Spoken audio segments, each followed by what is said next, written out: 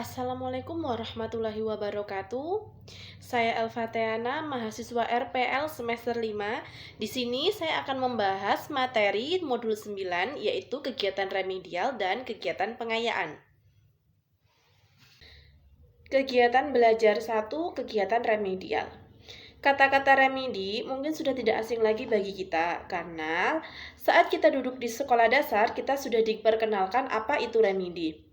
Pengertian remedi sendiri yaitu kegiatan yang dilakukan untuk membantu siswa yang mengalami kesulitan dalam menguasai materi pelajaran.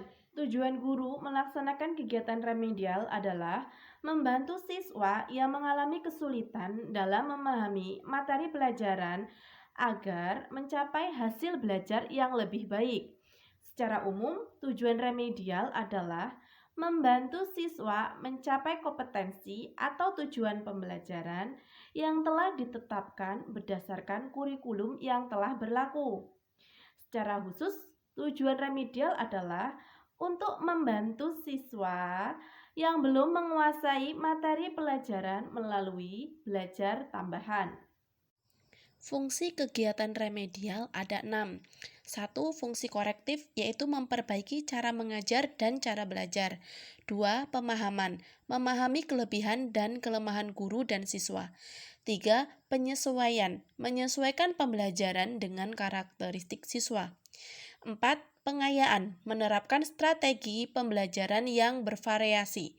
5. Akselerasi, mempercepat penguasaan materi. Yang keenam, terapeutik, yaitu membantu mengatasi masalah sosial pribadi. Kegiatan remedial dan pembelajaran biasa.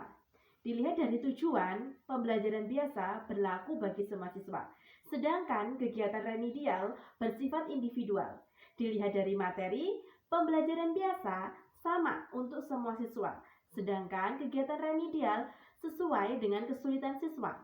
Dilihat dari kegiatan pembelajaran biasa itu diikuti oleh semua siswa dan metode dan media bersifat klasikal. Sedangkan di kegiatan remedial diikuti oleh siswa yang bermasalah dan metode dan media bersifat individual atau kelompok. Dilihat dari evaluasi, pembelajaran biasa untuk semua orang. Dan di kegiatan remedial, pembelajaran bersifat individual atau kelompok. Pendekatan dalam kegiatan remedial. Menurut Warkitri dan kawan-kawan pada tahun 1991, ada 3 pendekatan dalam kegiatan remedial. Yang pertama, kegiatan yang bersifat preventif. Kegiatan remedial bersifat preventif apabila kegiatan remedial dilaksanakan untuk membantu siswa yang diduga akan mengalami kesulitan dalam menguasai kompetensi yang telah ditetapkan. Pendekatan yang bersifat kuratif. Kegiatan remedial dipandang bersifat kuratif apabila pelaksanaan kegiatan remedial ditunjukkan untuk membantu siswa mengatasi kesulitan siswa setelah mengikuti pembelajaran biasa. Kegiatan remedial yang bersifat kuratif dilaksanakan karena berdasarkan hasil evaluasi pada pembelajaran biasa diketahui bahwa siswa belum mencapai kriteria yang telah ditetapkan oleh guru tersebut. Pendekatan yang bersifat pengembangan. Kegiatan remedial dipandang bersifat pengembangan apabila kegiatan remedial dilaksanakan selama berlangsungnya kegiatan pembelajaran biasa. Jenis-jenis kegiatan remedial. Yang pertama, mengajarkan kembali. Untuk membantu siswa yang mengalami kesulitan dalam menerapkan konsep, guru hendaknya memberikan banyak contoh atau memberikan banyak latihan menerapkan konsep yang sedang dibahas. 2. Menggunakan alat peraga. Untuk lebih memudahkan siswa memahami konsep yang belum dikuasainya, guru hendaknya menggunakan alat peraga. Contohnya, saat menerangkan penyerbukan, guru bisa menggunakan media atau alat peraga seperti bunga sepatu. Untuk menerangkan bagian-bagian tubuh manusia, guru bisa menggunakan kerangka manusia. 3. Kegiatan kelompok. Diskusi ataupun kerja kelompok dapat digunakan guru untuk membantu siswa yang mengalami kesulitan dalam menguasai kompetensi yang dituntut. 5. Sumber belajar yang relevan. Guru dapat menggunakan sumber belajar lain dalam membantu siswa menguasai kompetensi yang telah ditetapkan. Misalnya, guru juga dapat meminta siswa untuk membaca buku referensi yang membahas materi pelajaran yang belum dipahami. Guru juga dapat meminta siswa mengunjungi tempat-tempat yang berkaitan dengan materi yang belum dikuasainya. Prinsip pelaksanaan kegiatan remedial. 1. Apabila terdapat beberapa orang siswa yang mengalami kesulitan yang sama, kegiatan remedial akan diberikan terhadap kelompok siswa secara bersama-sama. 2. Proporsi bantuan yang diberikan hendaknya sesuai dengan kesulitan yang dihadapi oleh siswa. 3. Kegiatan remedial dapat dilaksanakan sendiri oleh guru bersama siswa, atau meminta bantuan siswa lain. 4. Metode yang diterapkan dalam kegiatan remedial hendaknya sesuai dengan tingkat kemampuan serta dapat membangkitkan motivasi pada diri siswa untuk belajar lebih giat dan belajar lebih tekun lagi. Prinsip pemilihan kegiatan. Prinsip 1. Memanfaatkan latihan khusus, terutama bagi siswa yang mempunyai daya tangkap lemah. 2.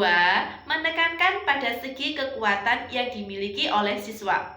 Dalam proses belajar, ada siswa yang mudah memahami belajar melalui informasi lisan, ada juga siswa yang lebih mudah memahami materi pelajaran menggunakan gambar.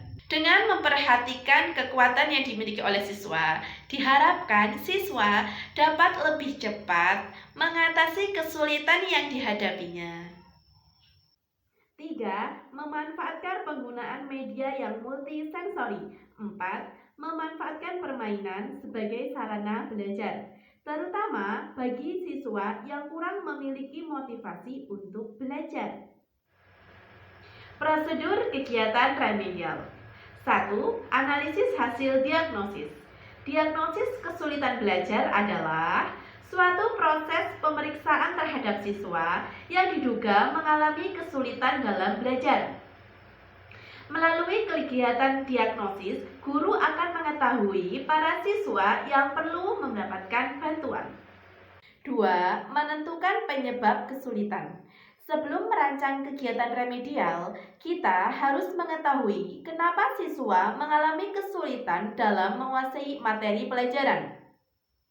Faktor penyebab kesulitan harus diidentifikasi oleh guru, karena gejala kesulitan yang sama yang ditunjukkan oleh siswa dapat ditimbulkan oleh sebab yang berbeda. 3. Menyusun rencana kegiatan remedial. Komponen-komponen yang harus direncanakan dalam pelaksanaan kegiatan remedial adalah 1. Merumuskan kompetensi atau tujuan pembelajaran. 2. Menentukan materi pelajaran sesuai dengan kompetensi. 3. Merancang kegiatan remedial sesuai dengan masalah dan faktor penyebab kesulitan serta karakteristik siswa. 4. Merencanakan waktu yang diperlukan untuk melaksanakan kegiatan remedial. 5. Menentukan jenis, prosedur, dan alat penilaian untuk mengetahui tingkat keberhasilan siswa. 4.